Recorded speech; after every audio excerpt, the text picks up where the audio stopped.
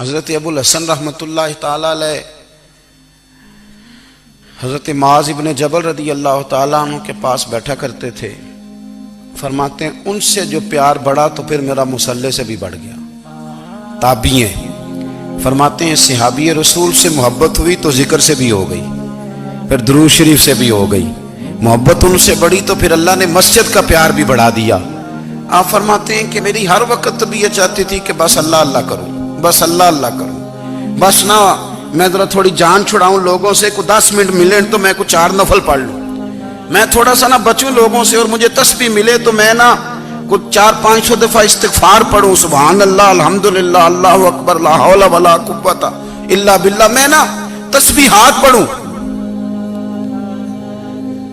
فرماتے ہیں کہ بچے تھے گھر میں 6-7، غربت تھی، کام ملتا کوئی نہیں تھا، اور میں کام چور نہیں تھا، کام ڈھونڈتا تھا، پر اللہ کی قدرت کے کام نہیں ملتا تھا۔ فرماتے ہیں کہ میں نے ایک دن اپنی اہلیہ سے کہا کہ آج میں پھر جاتا ہوں کام ڈھونڈنے، تو میری بیوی بڑی فرما بردار تھی، پر اس دن نہ غربت کے ہاتھوں تنگ آ کے کہنے لگی آج نانا کوئی تو چیز لے کے آیا، تو مجھ سے بچوں کی بھوک نہیں دیکھی جاتی، یہ سب روگاں دا روگ محمد جس دا نام غریبی، کنڈ بلا کے لنگ جاندے نہیں دوست یار قریبی، آج نہ کچھ لے کے آیا تو میں بچے لے کے میکے چلی جاؤں گی۔ شیخ فرماتے ہیں کہ میں بڑا پریشان گھر سے نکلا، پر میں نے صبح سے لے کے زور تک کام ڈھونڈا، کام ملا کوئی نہیں، تو میرے دل میں خیال آیا چلو کام نہیں ملتا تو اللہ اللہ تو کرے نا، چلو بندوں کی مزدوری نہیں ملتی تو رب کریم کی عبادت ہی کرتے ہیں۔ فرماتے ہیں کہ میں نے نا فرات کے پانی سے وضو کیا، نہر کے، شدید دھوپ تھی، ساتھ ریت تھی اور ریت تپ رہی تھی، میں نے اپنا رومال وہیں مصلی کے طور پر بچھا لیا، اور فرماتے ہیں کہ زور سے لے کر عصر تک نماز پڑھی، دھوپ بھی پورے زور پہ، پر میرے سجدے کا ذوق بھی پورے زور پہ۔ فرماتے ہیں سورج بھی چمک رہا ہے اور رب کی عبادت کا ذوق بھی پورے زور پہ، میں سجدہ کروں تو پھر میرا اٹھانے کو جی نہ چاہے۔ میرے استاد لکھا کرتے تھے، یہ ان کا شعر ہے، وہ کہا کرتے تھے مجھے سوز دے، مجھے ساز دے، اور مجھے نیم شب کا نیاز دے، دم سجدہ خود کو میں توڑ دوں، مجھے ایسا ذوق نماز دے، اور میں تیری بہار کا پھول ہوں، میں کھلا بھی ہوں تو تیرے لیے، مجھے میری شاخ سے توڑ لے، مجھے اپنی زلف کا ناز دے۔ بھائی فرماتے ہیں کہ عصر تک میں نے نفل پڑھے، دل ڈھلنے لگا، عصر کی نماز پڑھی اور میں وہاں سے چلا۔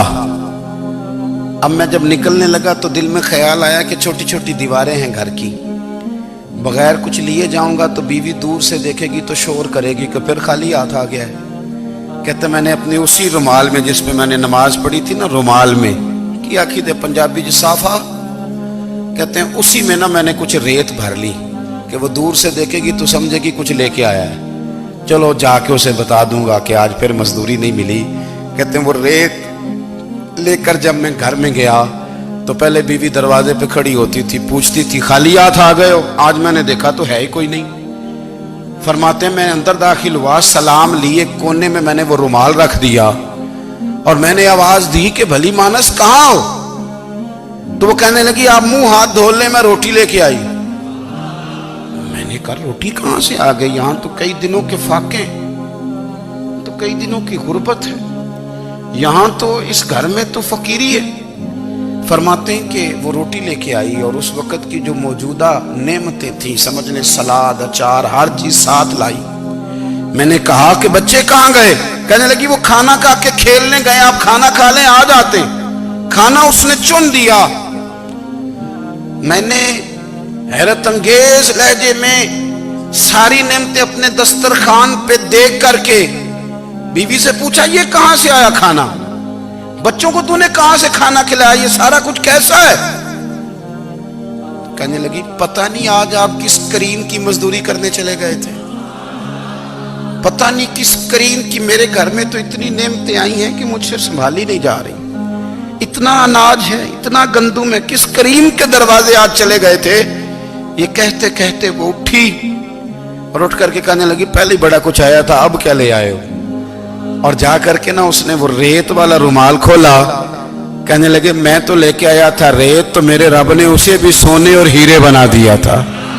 جب آپ کی توجہ اللہ کی جانب، میرے نبی پاک صلی اللہ تعالی علیہ وسلم نے فرمایا ہر چیز اپنے رب سے مانگ، ہر چیز مانگ، ہر چیز مانگ۔ یا رسول اللہ کیا کچھ؟ میرے محبوب نے فرمایا تیرے گھر میں نمک بھی ختم ہو جائے تو وہ بھی اپنے رب سے مانگا کر، تو مانگنا وہ تجھے دے گا، تو اس کی بارگاہ میں کشکول طلب دراز تو کرنا۔ اور ترمذی شریف میں عجیب لفظ ہے، رسول کائنات نے فرمایا، رب کریم فرماتا ہے جب میرا بندہ ہاتھ اٹھاتا ہے نا تو مجھے حیا آتی ہے کہ میں خالی کیسے لوٹا دوں اس کے۔ اتنے بڑے بادشاہ کی بارگاہ میں، او بھائی لوگوں سے عزتیں تلاش کرتے ہو تو وہ کیا تمہیں عزت دیں گے؟ وہ تو کل اچھا کہتے ہیں پرسوں برا کہنے لگ جاتے ہیں۔ لوگوں کے سامنے گڈ بک میں آنا چاہو گے تو وہ تو سویرے تمہارے بارے میں کچھ کہیں گے، شام کچھ اور کہیں گے۔ اپنی روحانی زندگی آباد کریں، اپنے مصلح کو وقت دیں، اور دنیا سے چھپ کر اس موبائل کو بند کر کے اور اپنے آپ سے بھی چھپ کے اور تنہا ہو کے چھپا کے سارا کچھ اپنے آنسو اپنے رب کی بارگاہ میں پیش کریں، اس کے حضور حاضری دیں۔ سنو نا ترمذی کی حدیث، اور اسے یاد رکھنا، نبی پاک علیہ السلام نے فرمایا اپنے دکھ لوگوں کے سامنے نہ بیان کرنا، سیٹھوں نوابوں کو نہ بتاتے پھرنا، دنیا داروں کے سامنے جا کے نہ رونا کہ میں تکلیف میں ہوں۔ فرمایا اگر دنیا داروں کو دکھ بتاؤ گے رب تمہیں کبھی غنی نہیں کرے گا، اور لوگ ہیں کہ الٹا مذاق اڑائیں گے۔ آپ کی جس سے بڑی پکی یاری ہے نا، پکی، وہ تب تک پکی ہے جب تک آپ نے 50,000 مانگا نہیں، اور جس وقت آپ نے کہہ دیا کہ میں مجبور ہوں میری مدد کر تو پھر ختم ہو گئی دوستی۔ لوگوں کی تعلقات آپ کے ساتھ تب تک ہیں جب تک آپ ان سے کوئی ضرورت وابستہ نہیں کرتے۔ کریم محبوب فرمانے لگے بندوں کے سامنے دکھ نہ بیان کرنا، اللہ تجھے کبھی غنی نہیں کرے گا۔ تو اپنے دکھ اپنے رب کو بتا، تو دعائیں مانگ، تو اس کی بارگاہ میں حاضر ہو، تو اس کے حضور عرض کر۔